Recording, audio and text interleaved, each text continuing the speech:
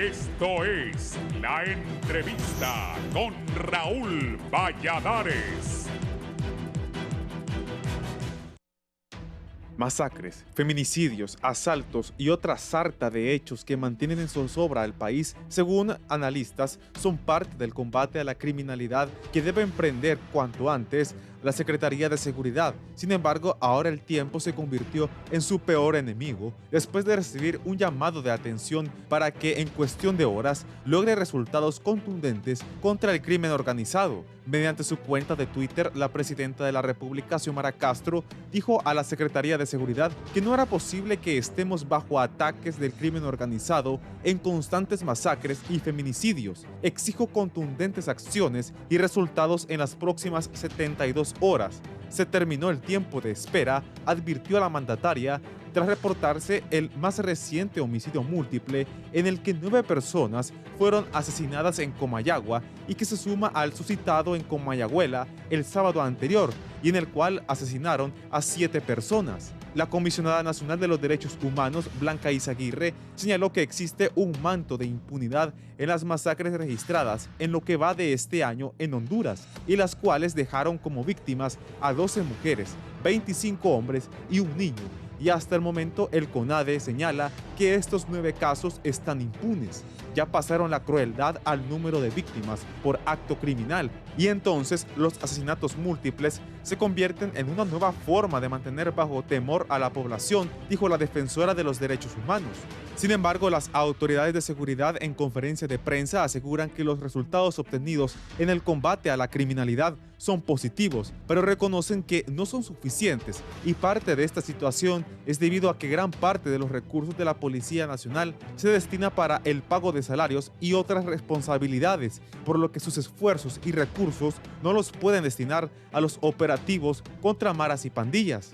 El ultimátum de la presidenta de la República llevó a las fuerzas del orden a que implementaran sus acciones y capturaran a varios sospechosos que estarían vinculados a la masacre en Comayagüela, entre ellos el autor material e intelectual del crimen que sacudió a todo el país durante el fin de semana pasado. Acerca de la masacre en Comayagua, todavía no hay capturas, a pesar de que muchos expertos en criminalidad señalan que las primeras 24 horas son vitales, pero la autoridad policial menciona que el país viene de una década violenta en la que estuvo sometido a diferentes procesos y hechos violentos. El director de la Policía Nacional, Gustavo Sánchez, aseveró que hubo una reducción de 165 casos de homicidios en comparación con el primer trimestre del 2022 y estima que este número de crímenes irá hacia la baja. Por lo pronto, analistas consideran que para lograr resultados concretos se requiere de tiempo, pero también se deben tomar medidas enérgicas.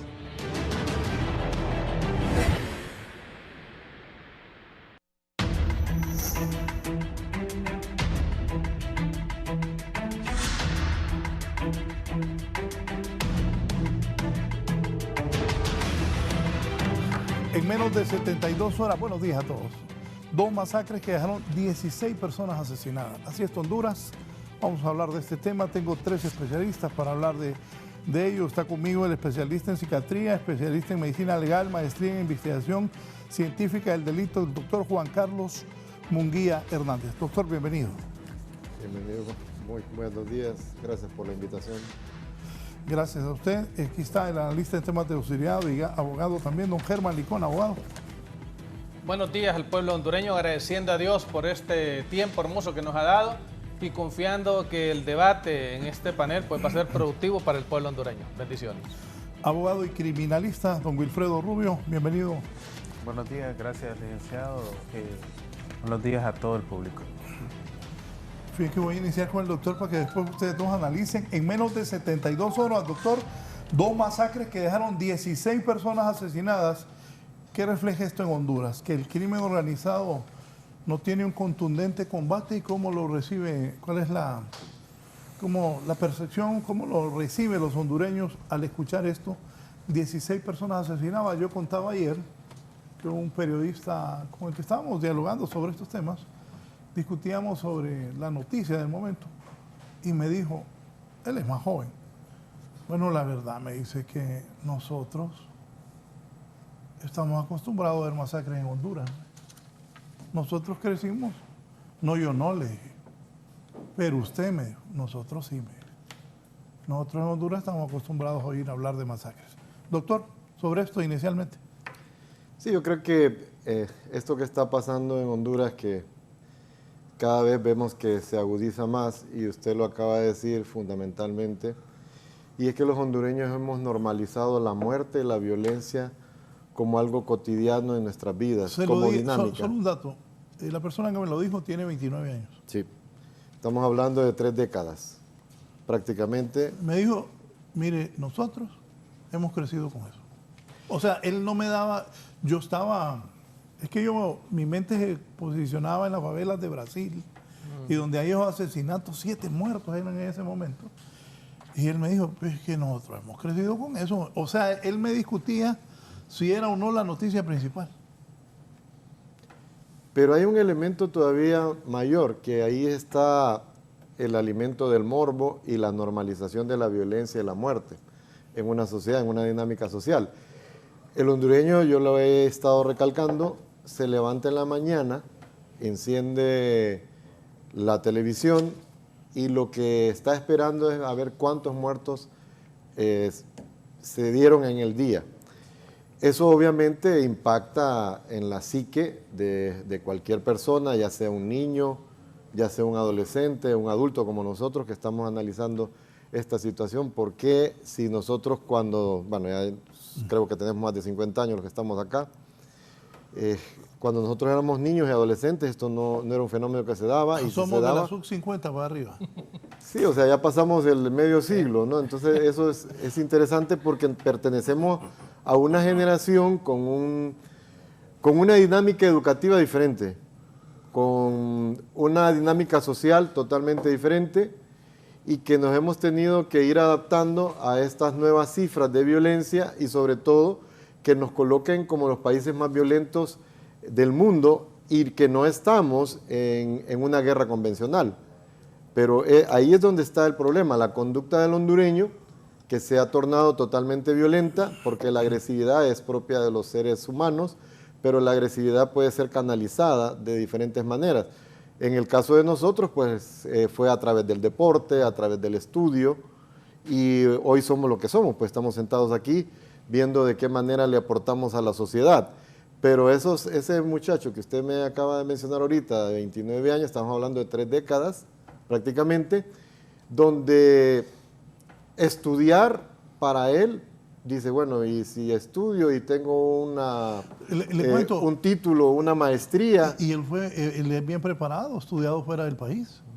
Y ahí es donde está uno de los fenómenos importantes que hay que tocar nosotros. Y es que la juventud, esa recompensa que refiero, esa gratificación de un esfuerzo académico que sea retribuido para el sentido de pertenencia en una sociedad de consumo como la nuestra y que cada vez exige más, no es congruente con los esfuerzos que hace la juventud, con el tiempo que tiene que dedicar y la retribución que va a recibir de una sociedad. Cuando esto es incongruente entre las metas sociales que uno se propone y los medios para alcanzarlas no son los lícitos, entonces eso es lo que va a incitar precisamente a un ser humano a quebrantar las normas establecidas. Eso ya lo dijo claramente un sociólogo de Harvard, Robert King Merton, que hablaba de una sociedad anómica, que precisamente los medios para alcanzar en la escala social o lo que la persona considera que es un éxito, no son los medios que la sociedad le provee al ciudadano para que lo alcance. Entonces, ¿qué significa esto?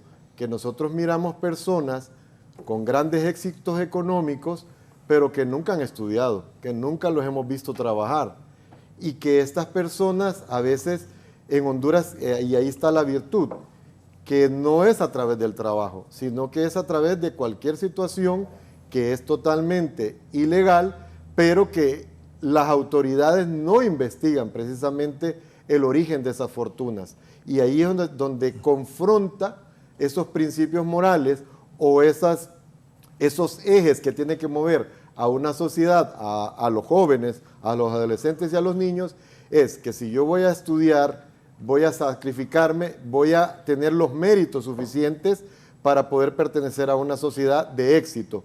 Ahora, ¿qué es lo que pasa en Honduras? No tenemos esas situaciones.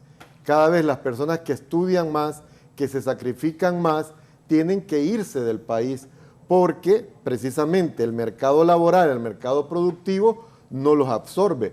O si los absorbe, los sueldos son totalmente raquíticos, que no tienen nada que ver con el esfuerzo y con la realidad económica que está viviendo un país. Eso es una de las teorías que yo pues, más acerca a la sociología con la descomposición que tenemos y los niveles de violencia. En Estados Unidos, todo esto de las pandillas, un fenómeno desde los años 20 que ha sido muy, muy estudiado, desde la subcultura, desde la anomia, precisamente eso habla, que en una sociedad que le da méritos a la persona que estudia, a la persona que trabaja y que se siente perteneciente a esa sociedad, ese es el éxito. Pero cuando una sociedad no le da esa meritocracia y sobre todo no compensa el esfuerzo y el sacrificio que hace un joven, un niño o un adolescente, entonces vamos a tener los valores totalmente a la inversa. Y es lo que nos está sucediendo ahora en Honduras. Ok, también la situación económica, la falta de empleo, ese desánimo o ese desaliento que los hondureños estamos viviendo y sobre todo estas respuestas que tiene el crimen organizado de golpear a la sociedad y de provocar ese impacto negativo precisamente donde no nos sentimos seguros en ningún sitio a ninguna hora. Y eso pues obviamente va a tener ese impacto negativo en las personas de desconfianza, de escepticismo y sobre todo decir, bueno, ¿qué es lo que nos está pasando? ¿Por qué nos hemos vuelto un país tan violento cuando hace 40 años no éramos así? Y ahí es donde está el debate que hoy vamos a tratar de dilucidar. Abogado Licona. Sí, es importante la reflexión que hace el doctor Juan Carlos en relación a que ya hay estudios donde establecen cuál ha sido el crecimiento de los grupos criminales que han aglutinado a jóvenes particularmente y que los podemos ver cuando son capturados. Vemos miembros de maras y pandillas de 30, 40, hasta de 50 años. O sea, no es normal que desconozcamos que han venido polulando en estos grupos y haciendo toda una actividad delictiva producto de ese estado de desorganización social por falta de normas sociales que el Estado no ha podido brindarle a la ciudadanía. Reconocemos que, bien lo decía en otro programa, somos resilientes a muchas cosas, nos adaptamos a la muerte, lo que nos conmociona, lo que nos genera a nosotros un daño emocional, pero muchas veces cuando nos toca a nosotros y vemos que en algunas situaciones tenemos que ser empáticos a las personas que están siendo tocadas y es ahí donde el pronunciamiento de la población es hacia sus autoridades. El pueblo eligió a una presidenta que hizo algunas propuestas que por ese estado de desesperanza han venido a confiar en el proceder, el nombramiento de autoridades, pero esperamos que esas autoridades den el ancho y que los resultados sean lo más asertivos. Recordemos que la seguridad es un aspecto transversal en todos los sectores de la cotidianidad y tenemos que hacer valoraciones importantes desde el punto de vista de la prevención, ya que si no incorporamos particularmente a ese más de 1 millón de jóvenes que no se involucraron en la educación primaria, secundaria, pues en otro lado están, o se fueron en caravanas o fueron prácticamente reclutados por los grupos criminales organizados.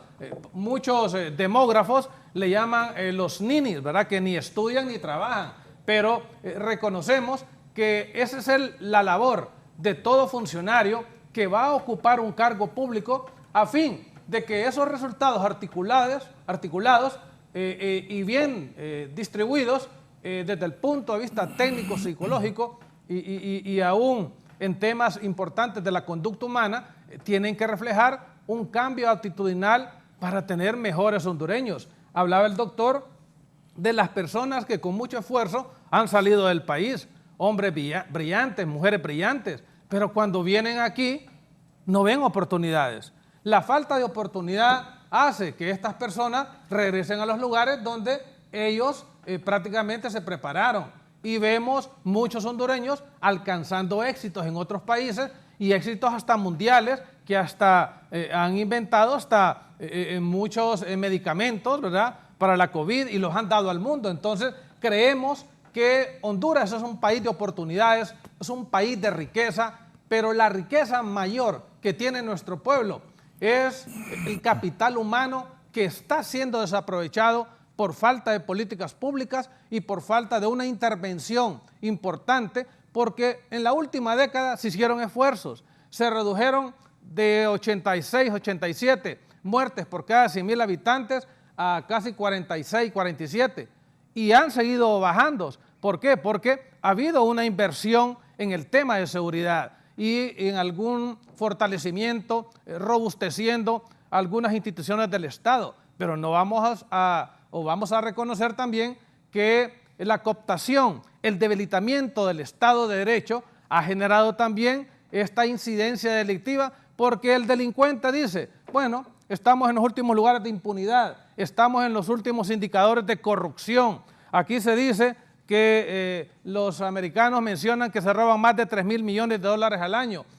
Prácticamente eso representa el 12.5% del Producto Interno Bruto. Entonces, si nosotros atacamos estas causas o estos orígenes que dan a las consecuencias que hoy estamos viviendo, creo que Honduras sería un país líder en Centroamérica y no digamos en Latinoamérica. Doctor. Sí, buenos días. Pues yo le apuesto más a la practicidad. Antes me abrazaba más a teorías, hasta que me tocó trabajar en un módulo estratégico de persecución del Ministerio Público, donde me di cuenta que la información está a la mano para el combate a la delincuencia. Sin embargo, todos estos proyectos están en stand-by, falta de voluntad. Sabemos que desde el año 93 para acá, cuando las políticas de Norteamérica cambiaron y el tráfico de drogas pasó del tráfico marítimo al tráfico terrestre, nosotros quedamos en la ruta de la droga, y esto no ha hecho otra cosa que acrecentar la violencia. Nosotros venimos de otra generación, así como dice, yo vi cuando importaron las maras, porque la mara es un producto importado, enviado, exportado de los Estados Unidos para acá, y empezaron incipientemente a pedir un lempira, a darles tratamiento psicológico, todas esas cosas, a integrarlos a la sociedad, hasta que se convirtieron en grupos armados, brazos armados, de intereses del crimen organizado, estructurado, tanto en cuerpos de seguridad, de policía, militares y políticos. Entonces, creo que hasta que nosotros empecemos a llamarle a las cosas como son, ¿verdad? Y el doctor no me va a dejar mentir, que mientras no tenga un diagnóstico real de lo que está sucediendo, cuál es el origen, no se puede dar un tratamiento. Yo le apuesto a que sí se pueden tomar medidas como las del Salvador, no copiar al Salvador, porque Salvador es otro cuerpo, Honduras es otro cuerpo. Cada cuerpo es diferente, pero hay que tener un diagnóstico. Cuando nosotros empezamos a trabajar en este proyecto del módulo estratégico de persecución penal, nos dimos cuenta que en realidad, si usted conoce realmente qué enfermedad padece, dónde está el origen, usted le puede dar el tratamiento sin gastar tantos millones. Hace poco veníamos, cuando le dieron las 72 horas, la presidenta, empezaron a hacer operativos por todos lados y a detener el tráfico. Eso no se trata de eso, es de inteligencia, cabezas, búsqueda, ubicación, ir viendo en la pirámide del crimen. Cuando les dio 72 horas, corrieron a hacer eso. Corrieron a hacer operativos, a mí me costó como 2 horas bajar a Tegucigalpa, y creo que hacen operativos para los ojos, ¿verdad? Pero esto se llama, hay equipos de inteligencia de alta tecnología donde a nosotros nos tienen intervenido, pero no encuentran dónde están los líderes de las maras, de las pandillas, siendo que toda la gente está dispuesta a colaborar. Sí se le garantiza la seguridad. Lo que pasa es que la gente no corre a denunciar y a dar su nombre porque a la vuelta de la esquina está informado de quién ha puesto la denuncia. Entonces, son pequeños ajustes, ¿verdad?, que se pueden hacer dentro de una organización, dentro de una política de Estado coherente, ¿verdad? No ideología, porque la seguridad no tiene ideología, no importa qué ideología tengamos, lo que importa es la vida de los hondureños y sí se puede perfectamente. Ese plan de seguridad se puede aplicar, pero hace falta que, por ejemplo, el Ministerio Público no figura en ese plan de seguridad, el fiscal general no se le ve, ¿verdad? La Corte Suprema, ahora esta nueva Corte, pues se espera que se integre y otros cuerpos del Estado que pueden aportar para un plan más estilo francotirador, ¿verdad?, para desarticular estas bandas importantes del crimen transnacional y obviamente identificar a las personas que están infiltradas. Y si no, miremos el juicio de Genaro García Luna, el resultado, El Salvador, y esto es lo mismo acá, lo que pasa es que aquí no han salido los nombres todavía. Doctor. Usted acaba de mencionar algo bien importante y yo siempre lo he recalcado en algunos otros foros. Por ejemplo, yo no me explico cómo en Honduras tenemos 3 cuerpos de inteligencia, ¿no? La inteligencia del militar, que es el G2, desde hace 50 años. Imagínense, 50 años más o menos, ¿no? La inteligencia de la policía, que la policía ya tiene más de 100 años, prácticamente. Tenemos la inteligencia del Estado, que la formó el presidente anterior, con tecnología para espionaje y todo lo que a usted se le pueda ocurrir. Tenemos varias policías, tenemos la ATIC, tenemos la DPI, que son de investigación, y me imagino que el ejército debe tener su propia policía secreta también, de investigación. Y en un programa anterior, con un criminólogo, apellido Padilla, él decía, bueno, si tenemos todo este engranaje, está viendo, ¿cómo es posible que no haya una cooperación entre estas agencias?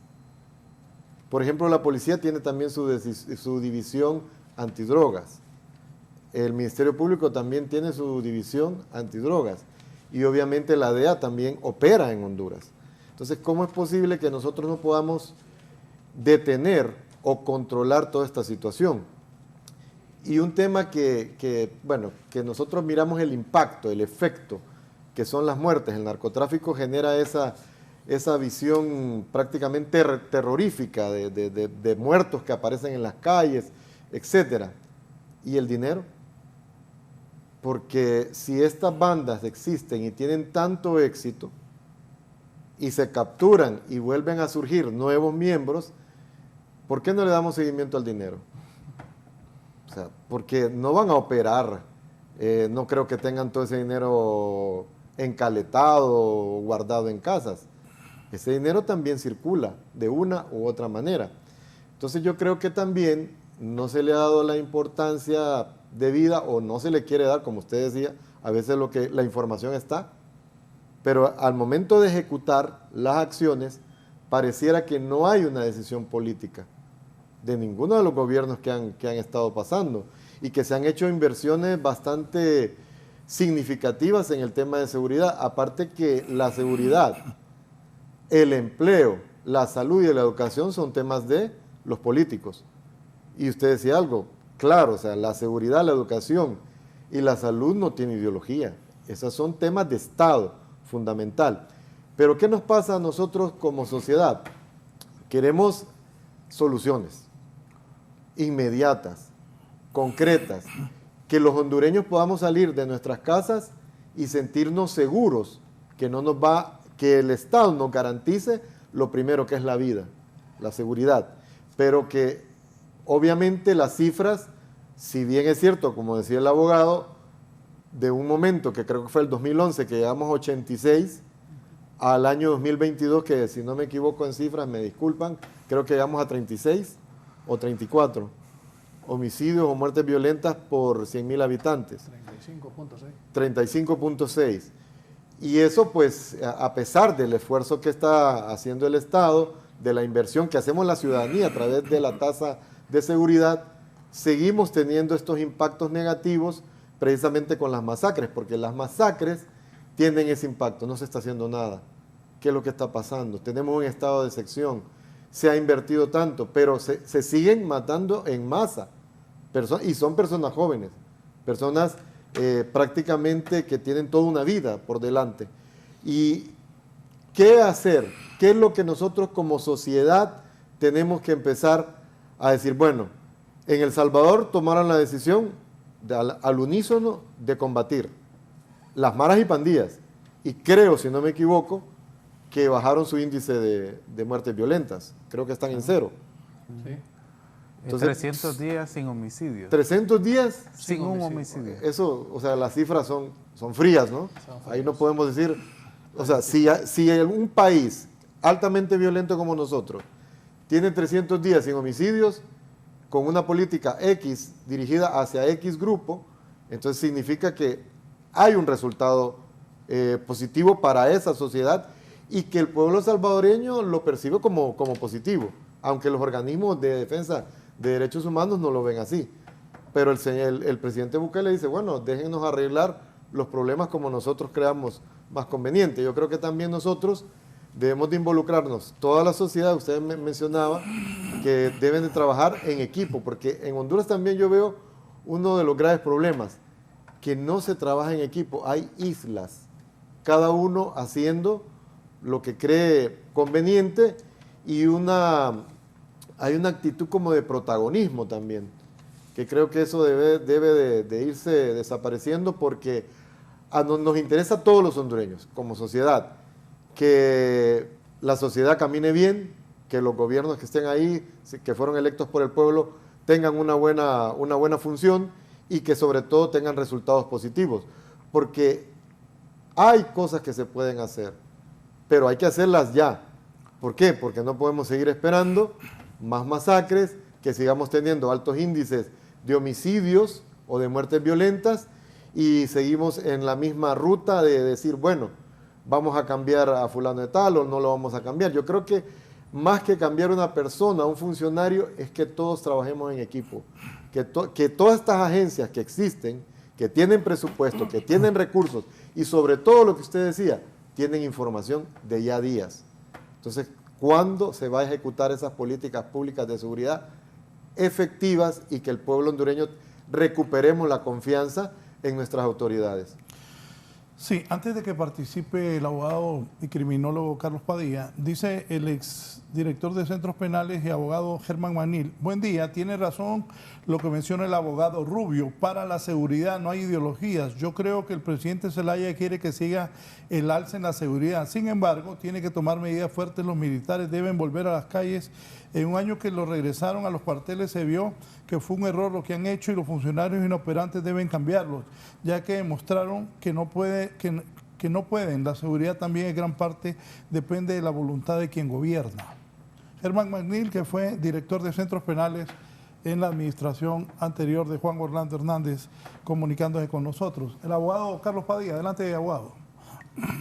Muy buenos días, Raúl.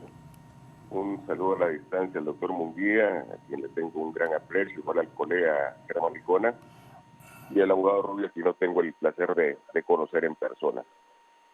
Bien, me gustaría recalcar 3 puntos, algunos de ellos que tocamos el día lunes que lo acompañé en el foro. Es el tema que a una problemática como la violencia que vivimos en Honduras, originada en gran parte por las peleas de territorios de organizaciones criminales organizadas como las maras y pandillas, derivadas del microtráfico y el tráfico de drogas, tenemos que darle un tratamiento acorde al mal que estamos viviendo. Le pongo un ejemplo análogo. Para un dolor de estómago, usted no va a tomarse una pastilla para el dolor de cabeza. no sé si nos entendemos en ese sentido, y es por el asunto de la designación y la óptica que le vamos a dar al tratamiento en este caso. Y si nosotros queremos seguirlo viendo como una cuestión de violencia pandilleril, simple, nunca vamos a salir del embrollo, del agujero y del caos social en el que nos están sometiendo estas organizaciones. Recordemos que ya 2016, 2017, el Departamento de Estado en Estados Unidos designó estas organizaciones, tanto la Pandilla 18 como la Mara MS-13, como organizaciones terroristas. Están ya marcadas en ese sentido y, por tanto, Estados Unidos toma acciones de lucha contra el terrorismo cuando se habla de estas organizaciones, y ya hay líderes de ellas que han sido pedidas en extradición a diferentes países por su vinculación tanto al narcotráfico como al tráfico de armas y muertes vinculadas a estos dos aspectos.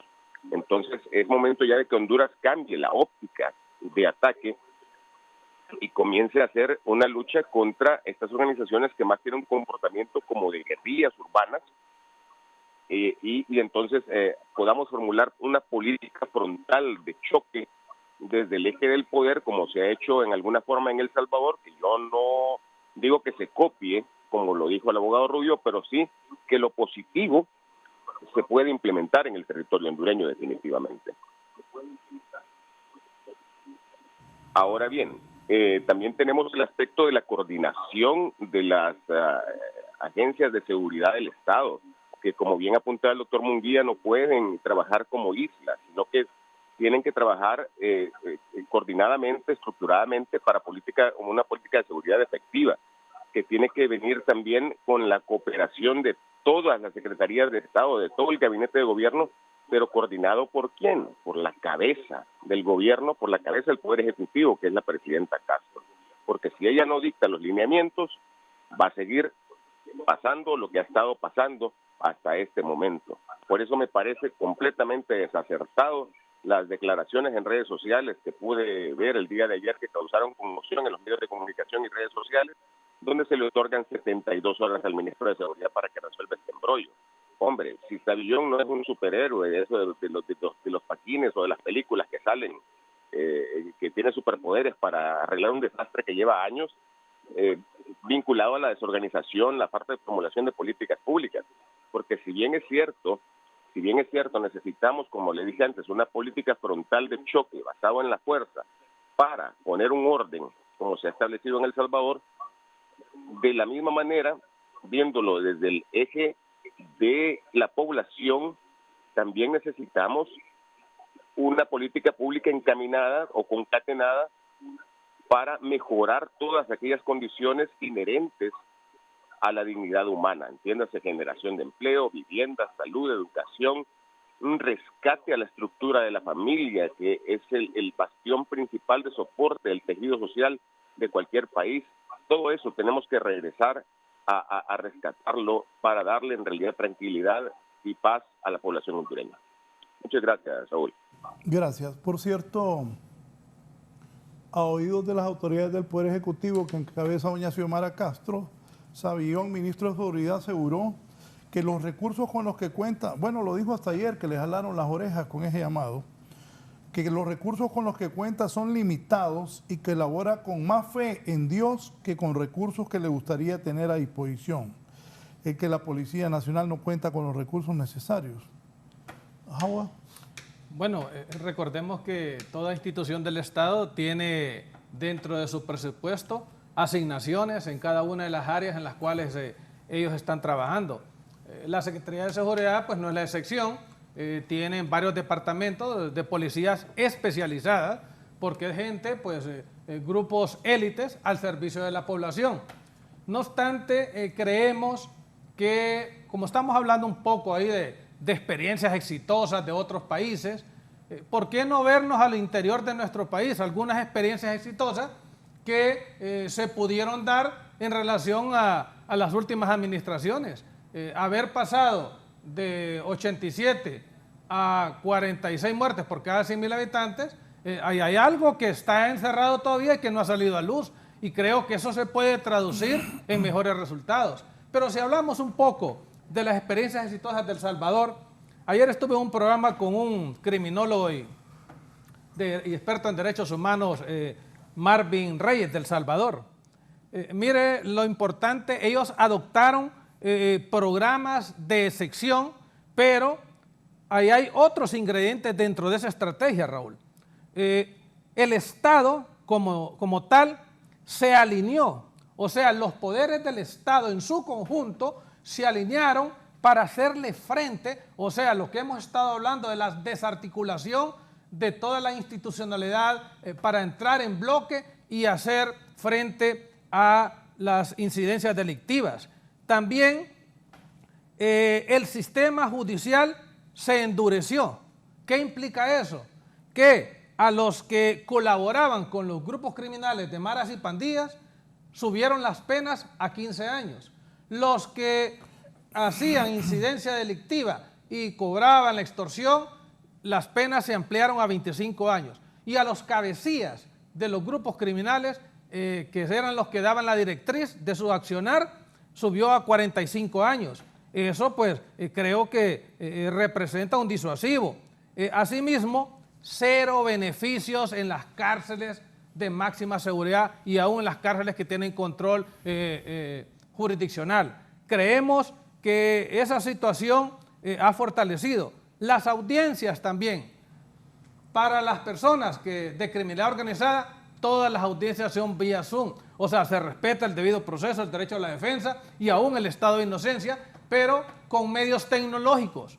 Y más aún, con el 911, ellos tienen un sistema similar donde no solamente están las cámaras de seguridad que tienen a su disposición con inversión pública, sino que también que todas las cámaras del sistema privado se integran, se incorporan a la función del 911 y eso les permite tener un mayor abanico de supervisión de los hechos delictivos que se dan. Entonces, ese plan de control territorial fue coordinado, estructurado y articulado. ¿Qué pasó aquí?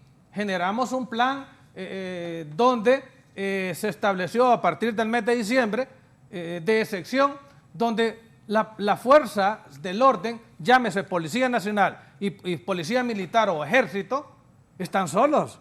Aquí no hay apoyo de Conatel para ver los chits de dónde salen las llamadas. Aquí no hay apoyo para ver la ruta del dinero. Bien decía el compañero, el doctor, no sabemos dónde está el dinero.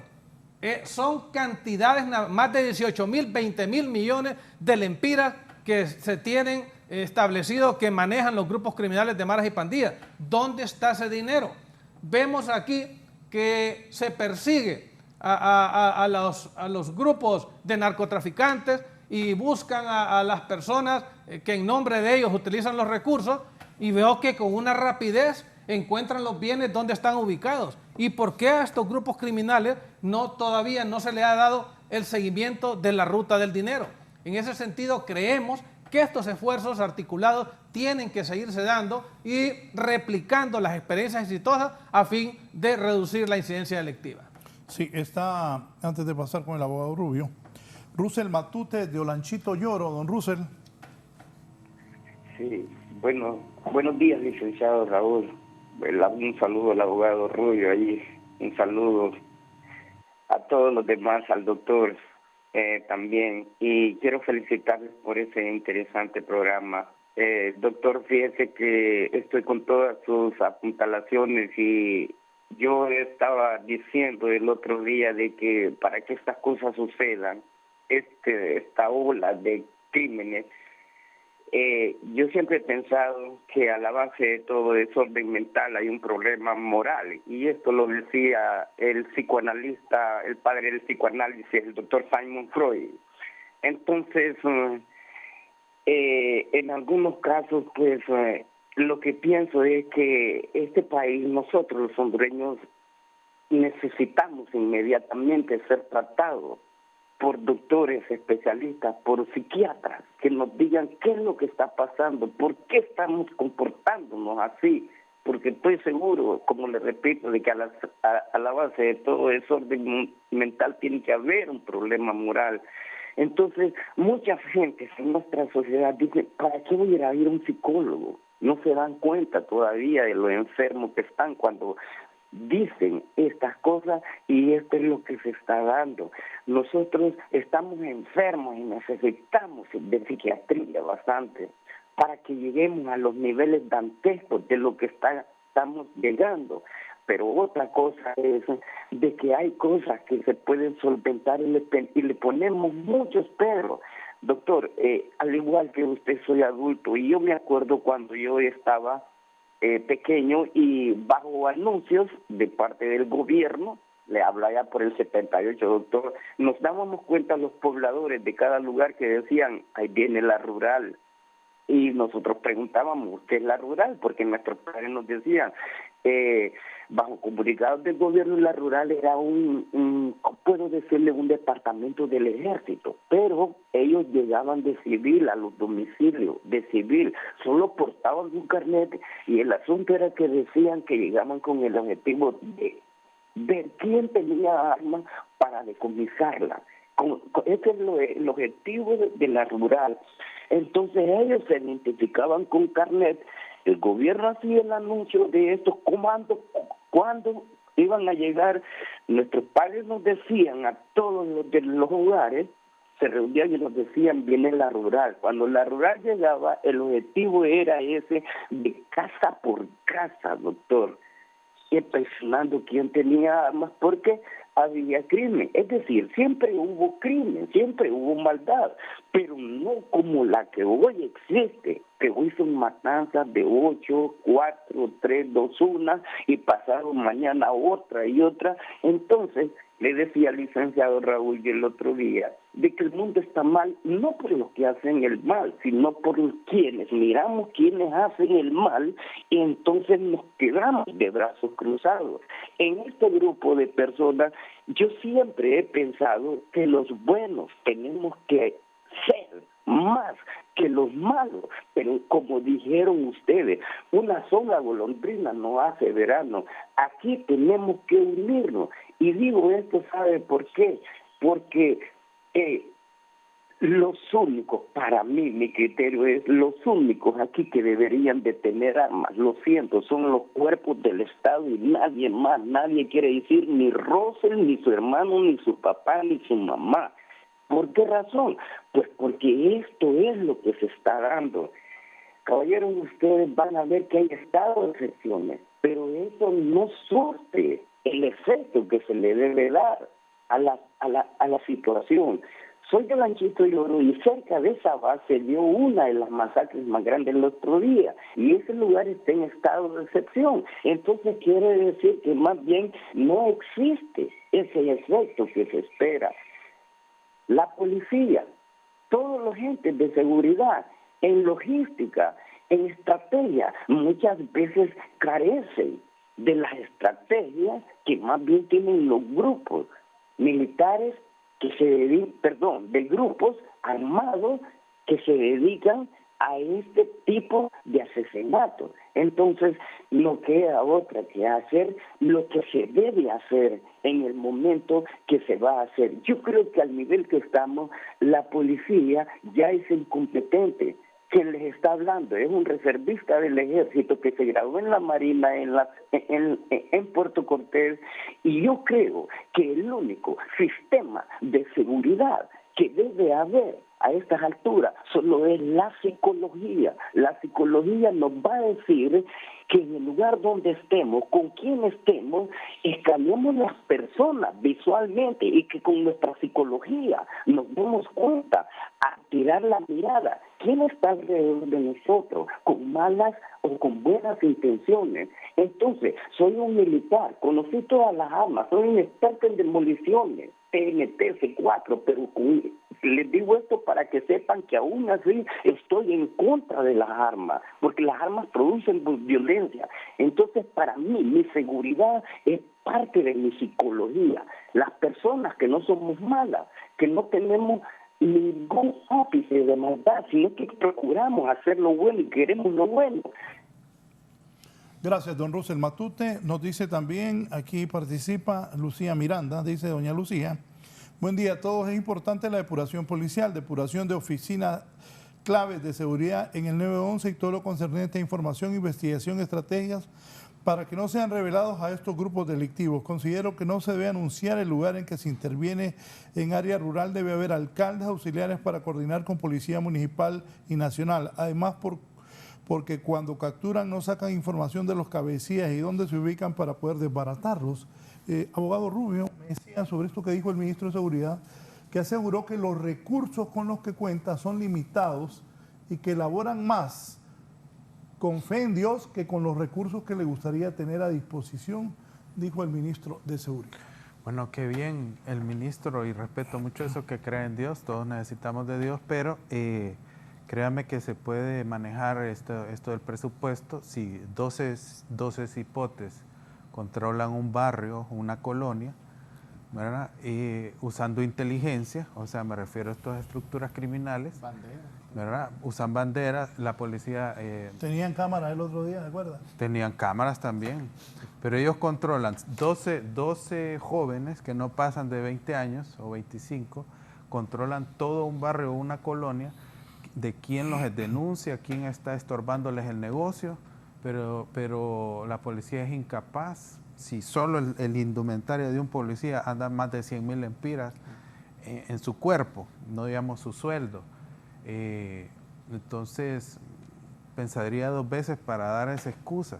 Lo que se necesita es actuar, inteligencia en la aplicación, ubicar, así como estos grupos ubican a los ciudadanos y a la policía, entonces la policía debería ubicar a estas personas y darles la pronta captura. En estos equipos de análisis de información, por ejemplo, para que la gente tenga una noción, porque a veces uno habla mucho en abstracto, nosotros sacamos datos de a qué horas eran los levantamientos, en qué lugares, en qué zona, tipo de muerte, tipo de arma. ¿Qué le da eso a usted? Le da un mapeo y le dice, bueno, a estas horas, en estas zonas, se da más muerte. ¿Qué hace? Usted agarra el recurso y pone vigilancia en ese recurso porque ahí va a llegar.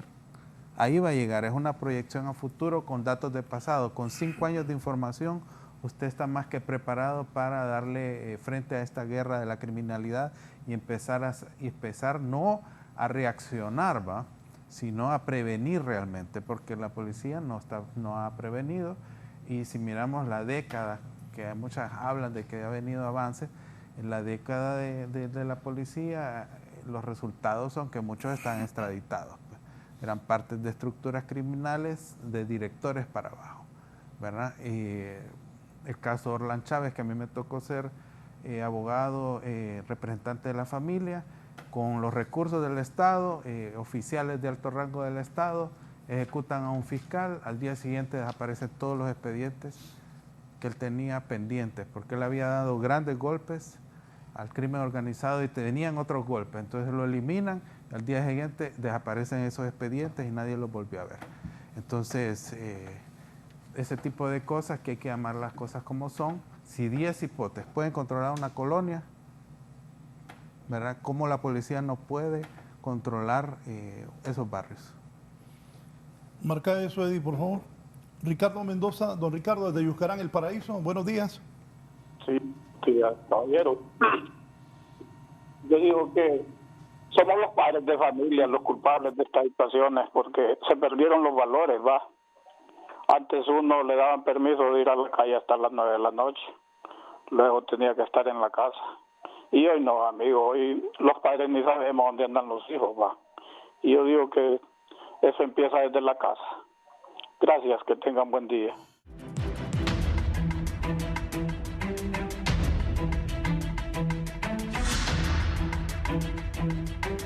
Me dice el arquitecto Arturo Vides. Buenos días, Raúl y demás panelistas. El problema es que todos estamos combatiendo a la criminalidad cuando ya se ha desarrollado. Hay que buscar el origen de la criminalidad. La policía ya debe saber cuál es el origen. Lo conveniente sería combatir el origen de la delincuencia y nos vamos a dar cuenta que todo el sistema está contaminado. El pueblo de Honduras está viviendo una crisis psicológica por tantas cosas que pasan y los gobiernos no hacen nada. Doctor Munguía. Sí, yo creo que coincidimos tanto porque me gustan las participaciones de los televidentes. Significa que el hondureño, el ciudadano de a pie, como nosotros, está consciente de dónde es la raíz. El problema es que los tomadores de decisiones pareciera que, ¿por qué retardan las respuestas que nosotros la ciudadanía estamos exigiendo? Todos sabemos que la base de una sociedad es el núcleo primario de apoyo, la familia. Pero ¿cuál es el fenómeno que no podemos nosotros pasar desapercibido?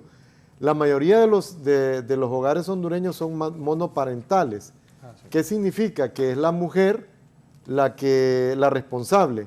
Y esa mujer tiene que salir desde las 5, 4 de la mañana a ganarse la vida para llevar los recursos para sostener la familia. Esos niños, ¿a manos de quién quedan? Generalmente quedan en manos de los abuelos, de alguna tía, de un hermano mayor o de una trabajadora doméstica, y sobre todo quien los educa son los medios electrónicos de comunicación, y que no hay control sobre eso. Entonces, lo que decía el licenciado Raúl Valladares me llamaba la atención con esta persona de 29 años, que desde que se levante, desde que es de niño y que tiene uso de razón, él ha crecido con imágenes de violencia. O sea, estamos hablando de un proceso de sensibilización de nuestros niños, de nuestros adolescentes y de nuestros adultos jóvenes, que se ha normalizado. Eso es normal lo que está pasando en Honduras, cuando eso totalmente no es normal, es psicopatológico totalmente. Creo que también, aparte de las políticas represivas que ya vienen desde el gobierno de Ricardo Maduro, que yo me acuerdo que comenzó esta guerra contra maras y pandillas con la reforma al 332, que era asociación ilícita. Bueno, tenemos ya varias décadas, ¿no? Y no hemos visto un resultado. Más bien, estos grupos criminales se han sofisticado. Cada vez son más sofisticados y tienen más poder económico, tienen mayor capacidad de reclutamiento a los jóvenes. Y algo que también extracámaras mencionábamos, y es que no hay una política de salud mental a la población, ni a nuestros niños, ni a nuestros adolescentes. ¿Qué pasó con el deporte? ¿Qué pasó con los espacios lúdicos que nosotros, que somos ya arriba de 50 años, teníamos, donde íbamos prácticamente a proyectar toda esa agresividad que teníamos, pero que nos sirvió de educación y de control de los impulsos? ¿Qué pasa con nuestros jóvenes ahora que vemos ese resultado? Que ya ni siquiera, el fútbol, que es un fenómeno mundial y es un fenómeno nacional que convoca a todos los hondureños. No importa la clase, la ideología, la religión, o sea, todos vamos con la selección, por ejemplo, nos convoca a todos. ¿Qué ha pasado en los estadios? Como usted decía, Raúl, eso es un espacio que la violencia nos los ha quitado. O sea, Raúl y mi persona íbamos al estadio y era un acontecimiento con mis padres.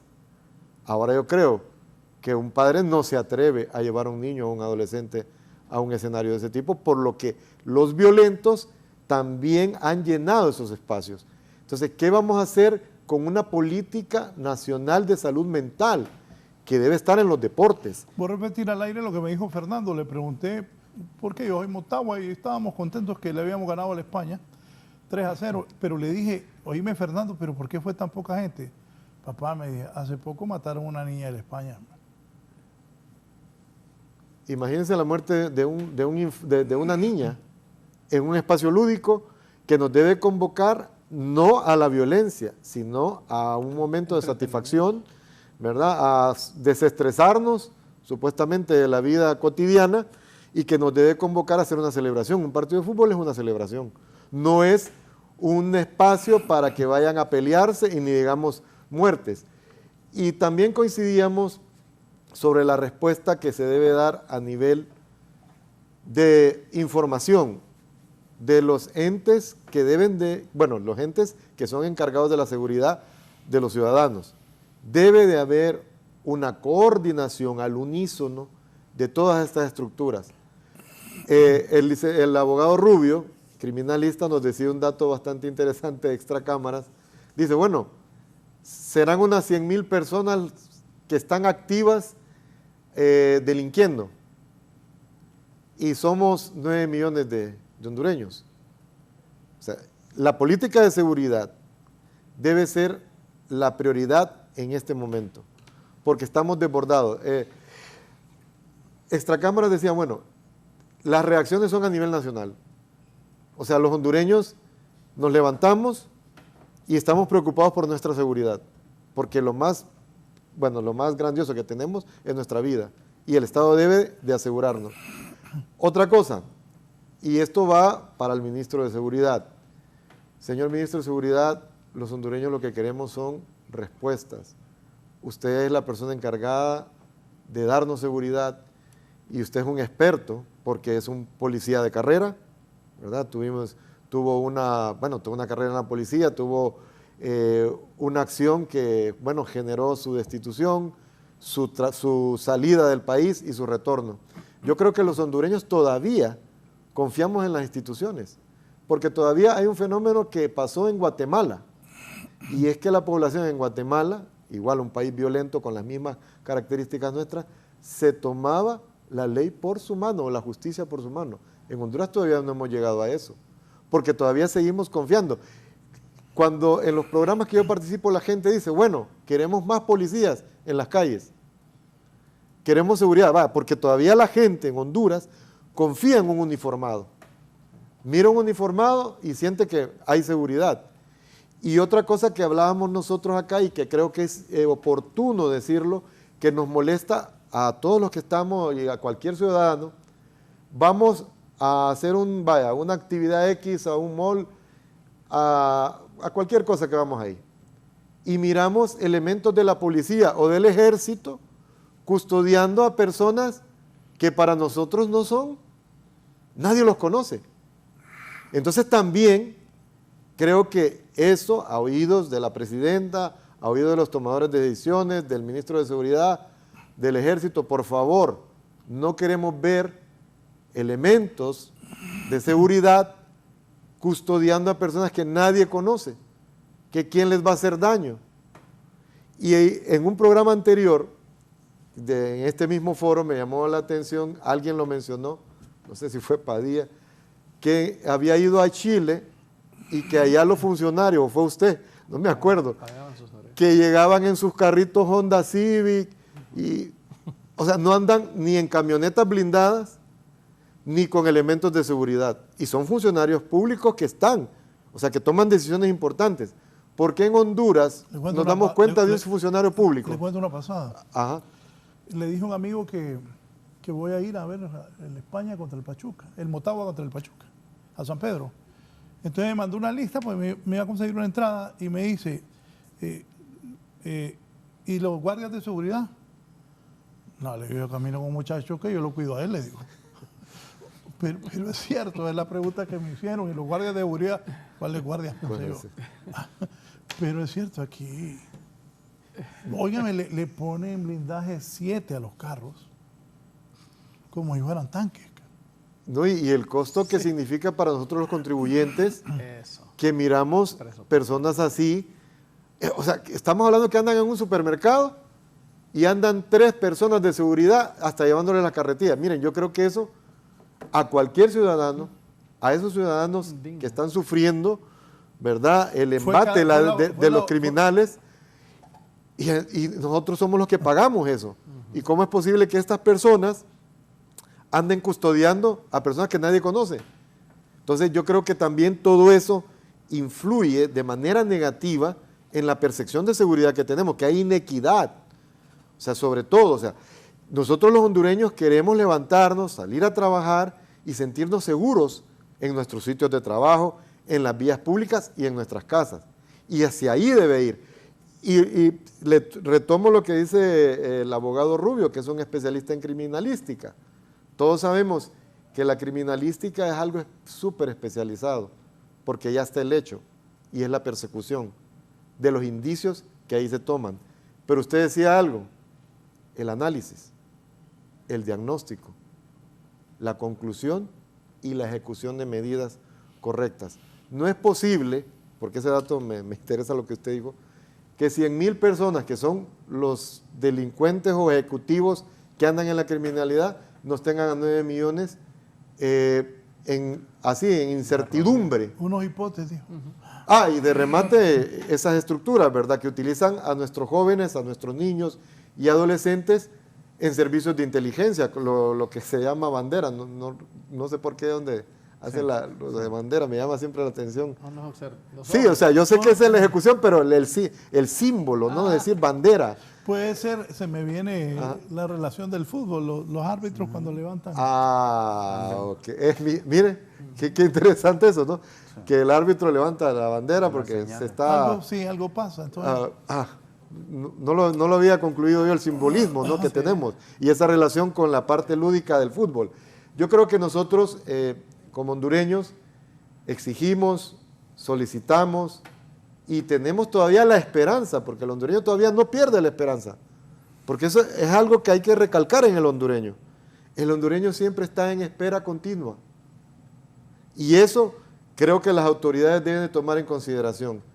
No queremos llegar al hartazgo, no queremos llegar a situaciones desbordantes de la población que empiece a tomarse la justicia por su propia mano, sino que todavía creemos en una sociedad civilizada, creemos en las autoridades, pero también exigimos resultados y no justificaciones pueriles. Yo creo que a eso de decir de que no tenemos recursos, cuando sabemos que se le ha destinado más del 20% más de su presupuesto previo y que eso pues nosotros ya no podemos aceptar ese tipo de justificaciones. Todos, creo que la sociedad en general, con todas las instituciones debemos de cooperar en una política nacional de seguridad ciudadana. Tiene que sentirse o debe aplicarse toda esta información y esta inteligencia desde el barrio, desde la aldea, desde los municipios y desde los distritos. Yo creo que se tienen las herramientas suficientes, se tienen los miembros suficientes, se tiene la información suficiente. Ahora lo que necesitamos son resultados. ¿Para qué? Para que los hondureños pues podamos decir que vivimos en una sociedad en la cual es productiva y que nos debemos de sentir seguros. Antes de don Iván Vigil, buenos días, dice el abogado Carlos Chactur, que ha demostrado que es el endurecimiento de las penas la salida para combatir la criminalidad. El delincuente no revisa el Código Penal antes de cometer el delito, la opción. Y si se debe ser enérgico con eso, debe ser siempre combatir la causa, falta de oportunidades educativas, espacios de sana recreación como la que damos por medio del fútbol a muchos niños en riesgo social y sobre todo trabajar en la prevención del delito con políticas concretas y yendo a la raíz. No es con cámaras, no es con equipo policial, no es aumentando las penas. Y fui yo el que dijo lo de Chile. Un saludo al abogado Carlos Chactur. Está don Iván Vigil desde la colonia Las Colinas, aquí en Tegucigalpa. Don Iván, buenos días. Buenos días, don Raúl, panelistas. En mi opinión, pueden ustedes buscar en una página de internet el caso de Corea del Sur. Corea del Sur tuvo una disposición más allá de la política. Ellos aplicaron una ley de colaboración eficaz, aplicaron extradición para 4 maras. La mara yakuza de Japón, la mara china y las 2 maras de Corea.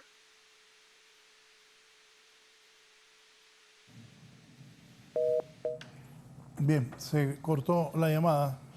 ¿Abogado? Sí, en relación a lo que mencionó el doctor, sí genera muchas veces incomodidad en la ciudadanía ver cómo se destinan los recursos, y es ahí donde está señalando el ministro de Seguridad. Recordemos que por regla económica los recursos son escasos, pero cuando no hacemos el uso adecuado de los recursos, vamos a tener lo que menciona el doctor, policías cuidando magistrados, policías cuidando ciudadanos, que no sabemos cuál es el objetivo, amén que estén en un sistema de protección de derechos humanos que uno lo entiende. Abogado, solo déme un minuto, que don Iván recuperó la llamada. Okay. Don Iván. Sí. Frente a esas 4 maras se combatió la extorsión, hicieron 20,000 arrestos en 2 meses. ¿Y cuál fue el sistema sencillo? El presidente de la República de Corea lo que hizo fue seleccionar un equipo élite, investigadores, y ellos lo que hicieron fue crear un teléfono como en El Salvador, un correo electrónico en base a denuncia anónima, y se reunieron con todos los comerciantes del centro de Corea y empezaron a hacer las grabaciones, filmación de todas las personas que estaban cobrando extorsión. A esas personas se les capturaron, se les aplicó la ley de colaboración eficaz para que brindaran los nombres de los capos y en menos de 6 meses capturaron a los capos de la extorsión. De ahí se descubrió en Corea del Sur, lo pueden buscar en internet, que es uno de los arrestos más grandes que ha habido en la historia del mundo, que aparte de arrestar 20,000 personas, detuvieron a los comerciantes, empresarios, taxistas que vivían de la extorsión, que era la esencia de la manutención, aparte de la droga, del crimen organizado en Corea del Sur. Después de eso, a los 6 meses capturaron empresarios y policías, que más o menos llegaban a más de 200 policías que estaban vinculados con la extorsión. La extorsión es un delito de combate muy sencillo. No se necesita mucha técnica ni política criminal. El otro problema es que Honduras no está ya para rehabilitación. La rehabilitación fracasó por décadas. Apenas 1 de 1,000 salen rehabilitados. Es necesario salir de la política. Ya tenemos décadas de política criminal. Tenemos que ejercer gestiones y ejecutar cambios radicales. Hace un año estamos esperando la ley de colaboración eficaz para condena mínima de gente que entrega capos y no se hace en Honduras. Se necesita eso. Me da la impresión, para terminar, que la presidenta está reclamando porque se hizo una gran investigación en política criminal y no hay resultados.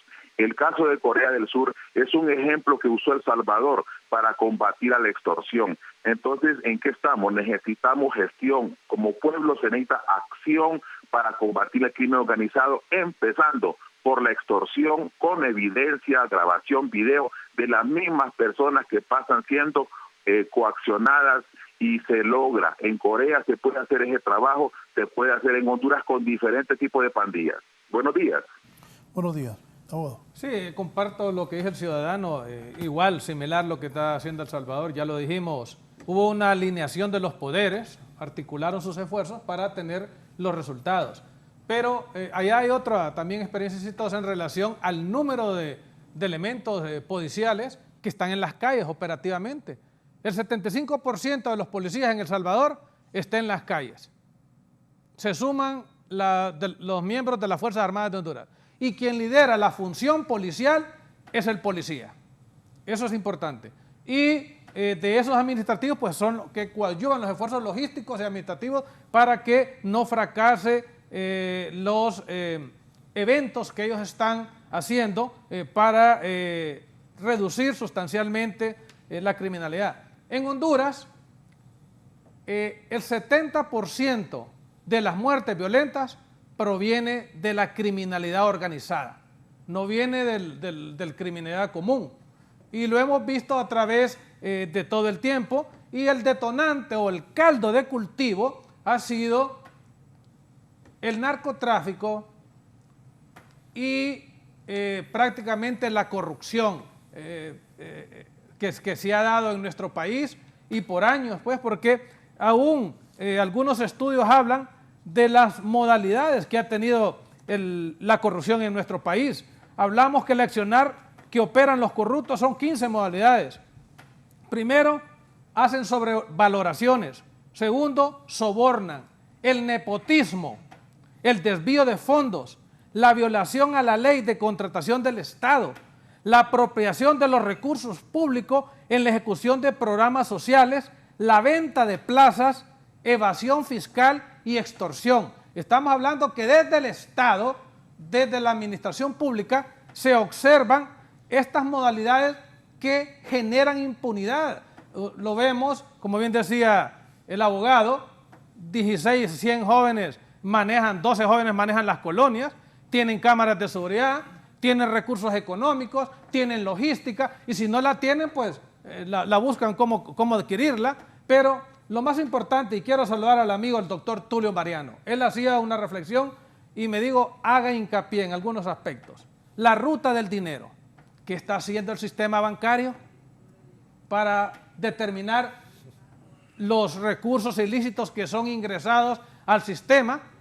O de repente el lavado de activos, si más bien tenemos una ley que ya no permite que persigamos a los lavadores de activos, porque si no hay un delito precedente, va a Tribunal Superior de Cuentas, sigue investigando, pasan 5 años y no se resolvió nada, y esos recursos, miren, se siguen lavando y tenemos nuevos potentados, ya lo decía el doctor, hay gente aquí que no se sabe cómo ha hecho grandes ganancias de capitales y posiblemente pagan impuestos, pagan al azar, pero cómo los hubo, amén, que fueran grandes, exitosos, pero ni aún los empresarios de 30, 40 años, que son empresarios que prepararon e hicieron sus inversiones, no han obtenido las ganancias que muchas personas han obtenido. En ese sentido, creemos que todavía es rescatable, pero si se articulan estos esfuerzos con todas las instituciones que hemos mencionado para entrarle frontalmente. La policía siento que está sola y las Fuerzas Armadas están solos porque el aparato estatal no está respondiendo a las necesidades ingentes, reales que está viviendo el pueblo hondureño. Hay conmoción social, hay hasta un grado fuerte de desesperanza, donde ya no sabemos en quién creer, y a pesar de todo eso, todavía confiamos en algunas instituciones que son las que nos brindan seguridad en nuestro país. Miren ese angelito que llevan ahí, enfocarlo, lástima que lo quitaste, miren, y el otro día capturaron a unos que al verles la cara se les miraba la cara de malos, gente así, miren, esa imagen lo dice todo, ¿quién es ese tipo? El alias. Sí, voy con, antes de ir con el doctor Rubio, desde la Florida, Estados Unidos, está don Luis Santos. Don Luis, lo escuchamos, buenos días. Sí, buenos días Raúl y a tus panelistas. Mire, bueno, felicitarlo porque es un gran programa, eso de estar tocando esto es muy bueno porque la verdad es que a uno le da hasta miedo ir a Honduras con lo que está sucediendo realmente. Mire, yo pienso que ellos dicen ahí que no hay que comparar ni hay que copiarlo de El Salvador, pero yo creo que sí están equivocados ellos, hay que copiarlo definitivamente, dejémonos de tanta cosa.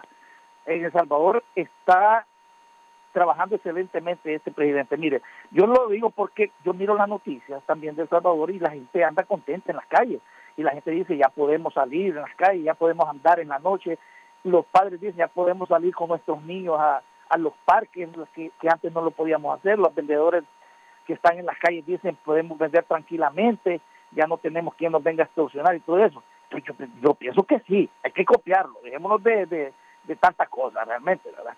Ese es uno.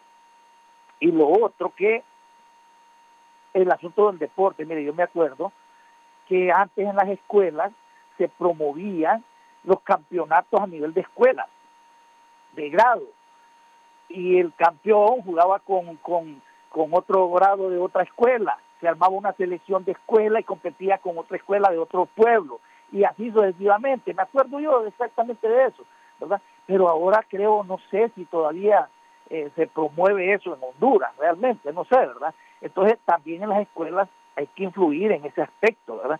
Y ya no podemos estar buscando las causas, cómo fue que sucedió todo esto, no, ataquémoslo ahora como lo está atacando El Salvador y después comenzar de cero y comenzar a buscar las causas y esas causas buscar la forma de promover todas estas cosas como los deportes, que es lo que la juventud desde niño practicar el deporte en estos jóvenes, ¿verdad?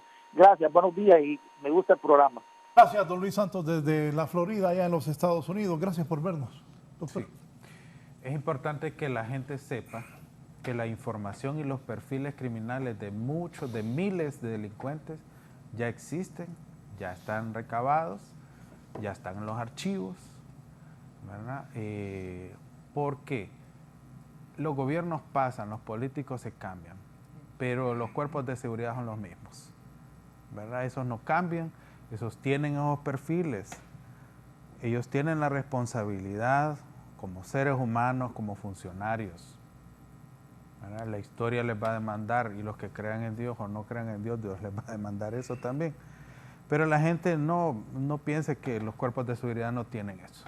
Se los digo a ojos cerrados. Y por la poca experiencia que tengo yo en esto, que ya existen. Es hora de actuar. Dice que el que da excusas no da resultados y el que da resultados no da excusas. Y también hay un meme que circula ahí que dice que en Honduras todo el mundo sabe dónde están los delincuentes, menos la policía.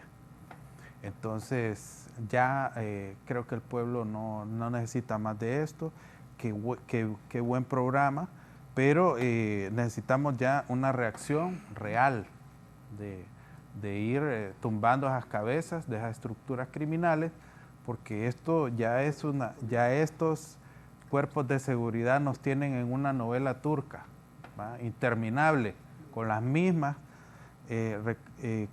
historias, mientras los grupos criminales en una moto 100 con una 38, 10 hipotes, controlan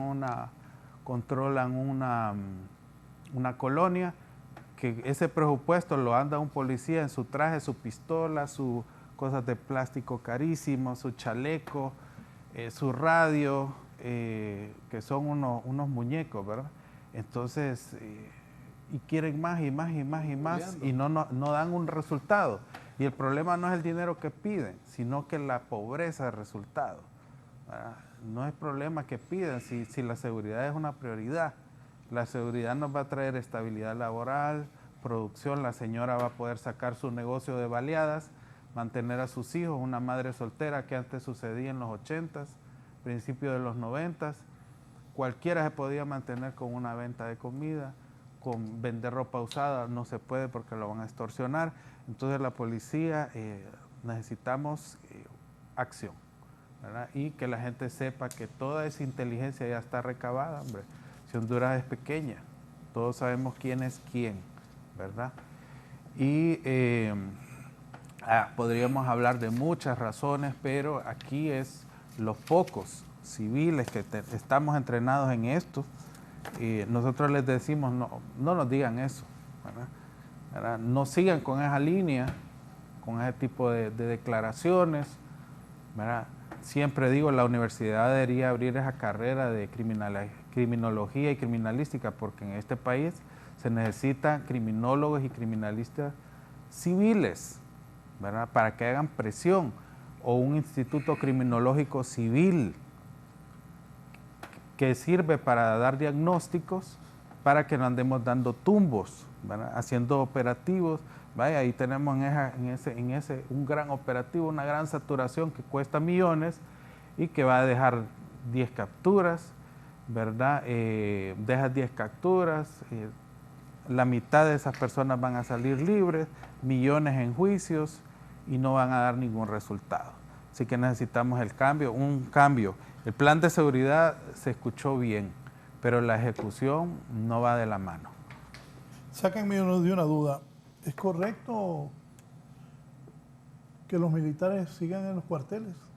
Mire, desde mi punto de vista, tienen que sacarlo, porque necesitan también un momento, hay un momento dentro de todos esos operativos donde necesita la fuerza, ¿verdad? No todo es inteligencia, pero para ubicar a la gente, para identificarla y ya para el momento de la captura sí necesitan esto, ¿verdad? Pero usted no ve un policía en la calle, usted pide una patrulla, no la encuentra, usted le encuentra policías cuidando, así como comentábamos, los nuevos ricos, los nuevos políticos, casas, ¿verdad? Y hasta con el uniforme y todo, gente que puede pagar su propia seguridad, gente que gana suficiente para que pague su propia seguridad y están agarrando esos sueldos porque no es uno que usan, porque son turnos, hasta 3 y 4, 5 y 6, 10, 15 seguridad que se están turnando para una persona, una familia, para que pueda ir cómodamente a un mall a comprar, ¿verdad?, la comida de su perro, los peluchitos y ese tipo de cosas que no se pueden dar ya. Ya no se pueden dar y necesitamos que esos 1.000 millones valgan, que se incrementó, que ese es el dinero del pueblo y esperábamos más del ministro porque yo he tenido un gran concepto de él, fue valiente antes y fue valiente hasta la captura de Juan Orlando y luego no lo volvimos a ver como al fiscal general, que no se le ve más que en fotos del recuerdo y necesitamos hoy un cambio, se lo digo como ciudadano porque necesito seguridad para trabajar, para mi familia, para mis hijos, ¿verdad? Así que es importante que de hoy en adelante, de estas 72 horas, ¿verdad?, haya un resultado y comience a haber un cambio ¿verdad? Tienen todos los elementos. Quisiera yo tener el entrenamiento que tienen los oficiales de policía. Tienen un gran entrenamiento. Si estos viajan por todo el mundo a entrenarse para que no puedan dar una respuesta. Entonces, esa es la reflexión, ¿verdad? Sí. El pueblo les exige ya un resultado. Bien, antes de preguntarle al doctor lo mismo, me dice, yo no estoy de acuerdo con él.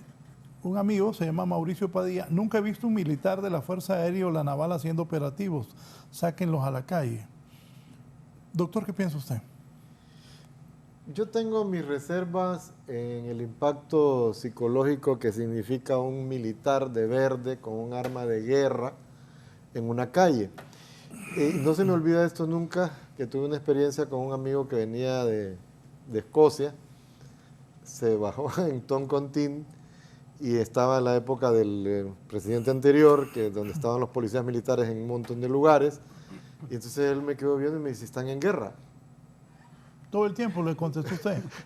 Sí. Entonces, o sea, porque él sorprendido, y aparte sorprendió que los pararan. Era militar. O sea, porque para ellos, o sea, para un ciudadano civilizado, que un militar con un arma larga de guerra y de verde lo pare, porque en otros países si la policía preventiva, la policía civil, lo pare es porque usted cometió una infracción, no que normalmente están en operativo, o sea, parando a todo el mundo, retrasando, mala saturación. Entonces, yo pienso, y ahí estoy de acuerdo con el abogado Rubio, que primero es la inteligencia, la información, el análisis, la conclusión, y al momento de la ejecución, la saturación. Que ahí sí creo que deberían de acompañar los elementos o los miembros de las Fuerzas Armadas, porque uno tienen el entrenamiento debido, tienen las armas debidas, y yo creo que tienen también el entusiasmo también para hacerlo.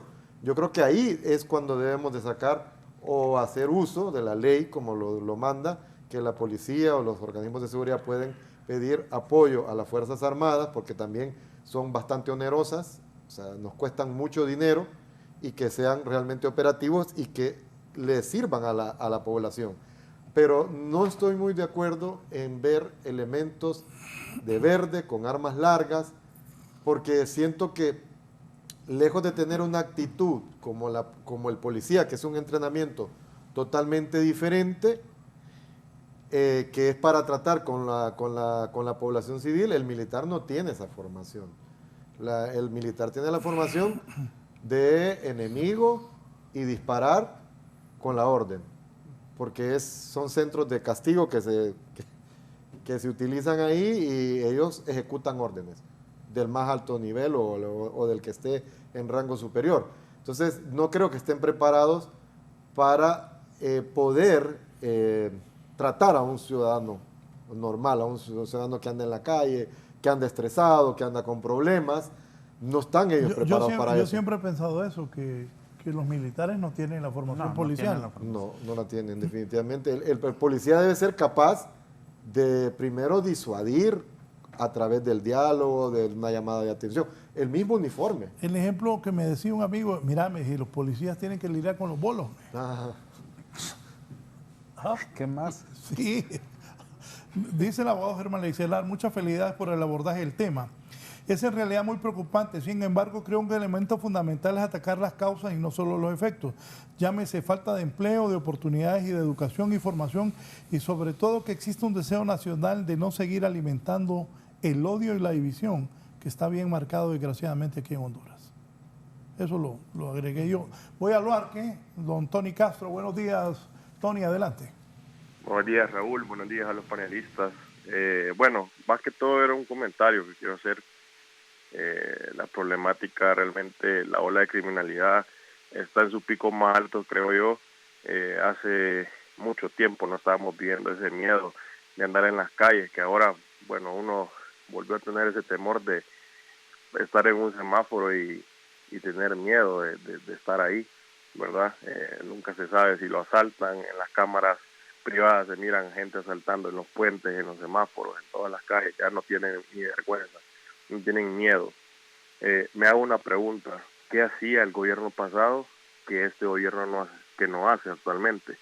porque los delincuentes parecen que les dijeron, bueno, salgan, no hay problema, hagan lo que quieran. Entonces, es una pregunta a los invitados de José Raúl, ¿qué pasa? ¿Qué está pasando? ¿Será que tenía una varita mágica el gobernante pasado para decirle a los delincuentes no hagan esto y hacían caso? ¿O qué es lo que está pasando realmente? Y hacer un llamado a la presidenta que ponga mano dura y que hay una solución, Raúl.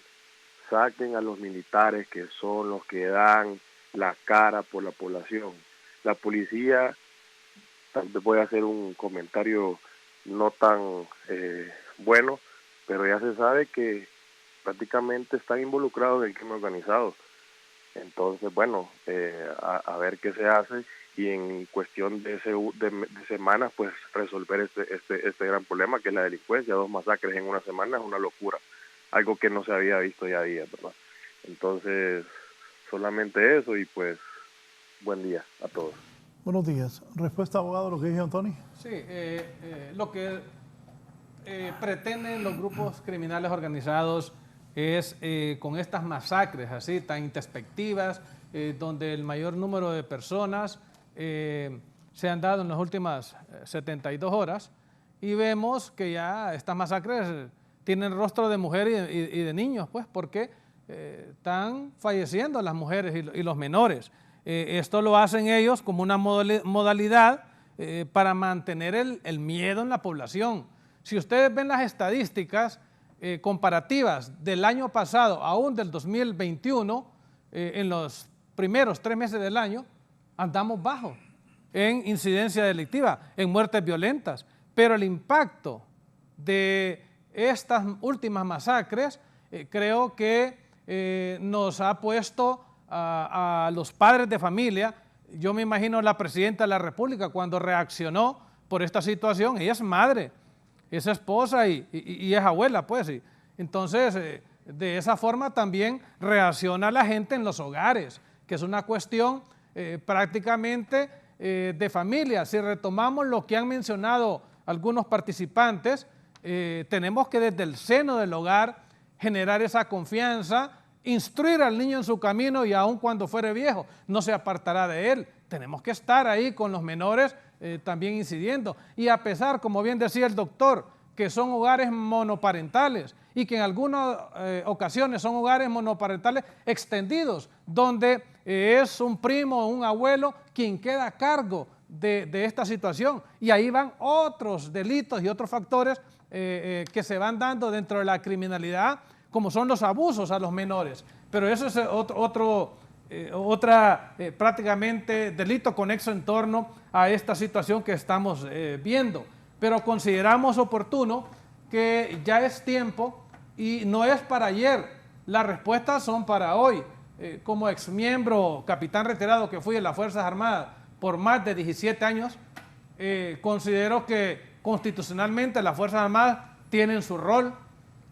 Sabemos que están en las fronteras y que están a llamado de la Presidenta de la República para incorporarse en apoyo no solo a la Secretaría de Seguridad a través de la Policía Nacional, sino en todas aquellas instituciones que necesiten apoyo de seguridad para algunas actividades. El plan de control territorial que estableció en el mes de diciembre la Presidenta incorporó a las Fuerzas Armadas y aún a la Policía Militar para que ellos hicieran presencia y establecieran un cordón para que las acciones del Salvador de presión no permitiera que entraran estos que venían huyendo del Salvador.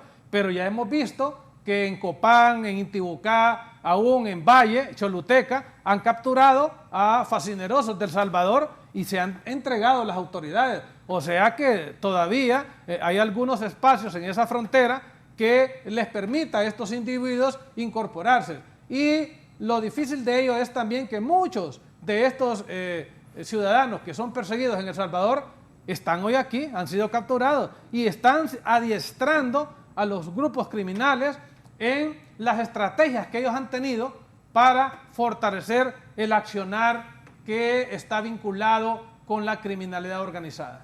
Sí, voy a la última llamada que voy a recibir. disculpas a quienes quieren comunicarse, ya no hay tiempo. Desde el sur de la ciudad, desde la residencia Las Uvas, Carmen Funes. Carmen, buenos días. Buenos días, Dios les bendiga. Sí, fíjense que muy interesante el tema, ¿verdad?, que están tocando. En ese sentido quería dar pues mi consideración en cuanto a que considero de que realmente hay un descontrol del Estado. El sistema penitenciario es un sistema que no sirve, no el privado de libertad evidentemente no puede ser reinsertado a la sociedad, sale de su situación y no tiene oportunidad de empleo, evidentemente pues la criminalidad organizada lo está esperando porque tiene oportunidad de asistirle a él y a su familia. Entonces hay una indiferencia de parte del Estado. Al referirme al Estado no me refiero directamente al gobierno, sino a los malos administradores que se ponen, a los que carecen de sabiduría, a los que no tienen evidentemente mayor interés que el personal, olvidándose del bien común del Estado. Si nos basamos al hecho, esta es mi consideración respetando pues a los honorables analistas que se encuentran en el estudio, considero también basémonos o vámonos allá donde está el policía, vive en condiciones precarias, las postas son muy precarias, se le exige al policía la alimentación, es una alimentación completamente que carece de nutrientes necesarios para el cuerpo. Es un policía que se alimenta en la mayoría de los casos de puras baleadas. Evidentemente, no solamente es la cuestión de la indiferencia de los gobernantes, es la mala actitud de no ponerle importancia a los problemas estatales. Y así sucesivamente podemos ir viendo de que si una persona es muy competente en el ámbito de su profesión, pero no pertenece a ningún partido político, esta persona es literalmente excluida de una oportunidad laboral, aunque sea muy competente, porque todo se centra en la política. Creo y considero de que evidentemente la política es una ciencia necesaria dentro de todos los estados. Sin embargo, también considero que cuando terminó el proceso de propaganda de política, el que se sienta en la silla debe ser objetivo y gobernar para una nación, no para intereses particulares.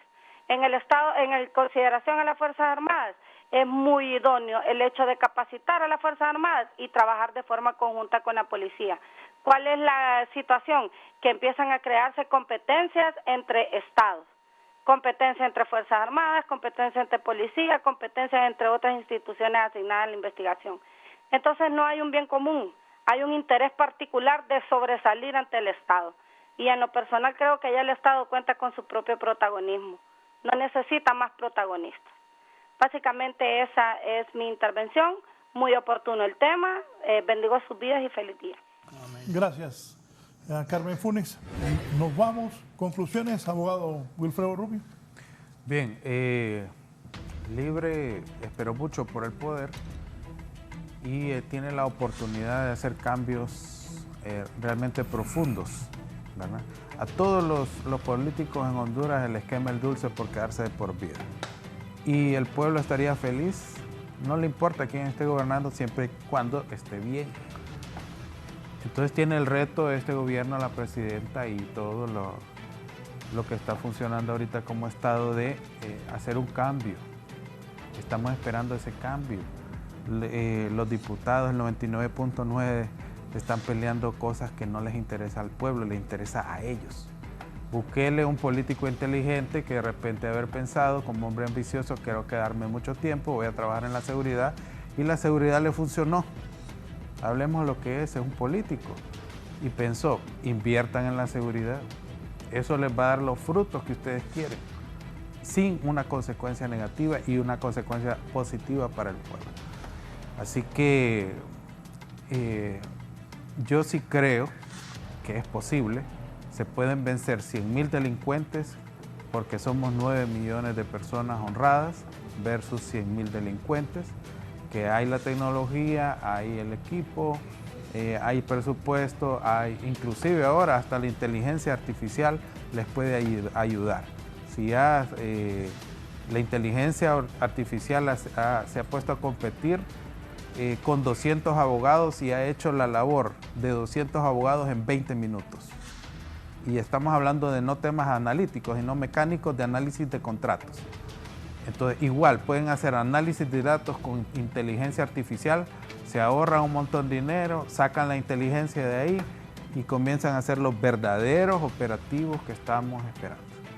Así que muchas gracias por haberme invitado. Gracias, y a los abogado panelistas Wilfredo y Rubio. al Siempre es un placer público. que esté aquí con nosotros. El doctor Juan Carlos Munguía Hernández. Gracias, doctor. Comentarios finales para la población. Muchas gracias. Quiero felicitar a la ciudadana Carmen Funes porque sí hizo un verdadero análisis de un político. Y dos cosas que mencionó. En Honduras, últimamente, yo creo que en las 3, 4 décadas que han pasado, hemos tenido politiqueros y no políticos que van, y ya lo dijo también el abogado Rubio, va con un interés personal o de grupo, no con el bien común. Necesitamos decisiones políticas, señora presidenta. Llame a las personas idóneas para que podamos contribuir a esta sociedad en estos foros, al licenciado que lo felicito porque toca temas que son fundamentales y las reacciones de la población yo creo que es lo que nos dice que estos temas son los que más le interesan a la población por la forma como reaccionan. Me encantaron las reacciones de los televidentes, significa que los hondureños estamos conscientes que es lo prioritario y quisiéramos también que los tomadores de decisiones tomaran en cuenta estas participaciones para que se den cuenta realmente que a los hondureños nos interesa la seguridad, nos interesa las oportunidades de empleo y sobre todo tener una sociedad que podamos decir de diálogo, una sociedad que se comprenda y que vayamos caminando hacia el desarrollo como todos los países en América Latina tenemos ese anhelo. Gracias al doctor Juan Carlos Munguía. Cerramos con el abogado Licona. Sí, particularmente quiero concluir en que se debe mejorar la prevención y fortalecer las relaciones entre la ciudadanía y la policía, diseñar políticas públicas de seguridad transversales en el tema de educación y salud, reducir la tasa de inasistencia de deserción escolar y fortalecer y desarrollar la reeducación y reinserción de los privados de libertad en los centros penales. Y quiero hacer una declaración importante. Como dice la palabra, si mi pueblo Honduras se humilla y ora y busca mi rostro, sale de sus malos caminos, yo escucharé del cielo y sanaré su tierra en el nombre poderoso del Señor Jesucristo. Bendiciones y gracias por la oportunidad. Bien, gracias. Que tengan buen día todos. Sigan en sintonía de Canal 11 Radio Visión Honduras. Ojalá que Dios primero los ilumine a nuestros gobernantes, a las autoridades policiales para combatir este flagelo que llevamos años en eso, ¿no? Décadas. Sí. Ojalá las cosas cambien. Buenos días.